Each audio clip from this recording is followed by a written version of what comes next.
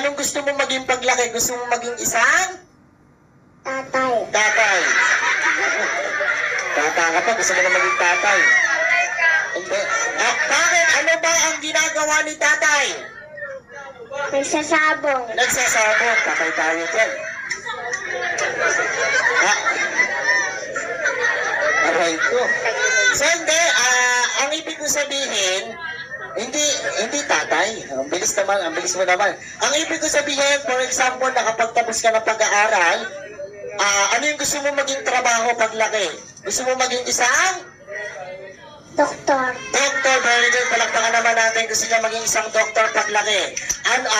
Pag ikaw pa ay naging doktor na, nagkaroon ka na ng license para manggamot, sino yung una mong gagamutin? Si Mama. Si Mama. Ayun, bait naman. Ano ba sakit ni Mama? Si Mosta. Si Simosa. Patay ka sa nanay.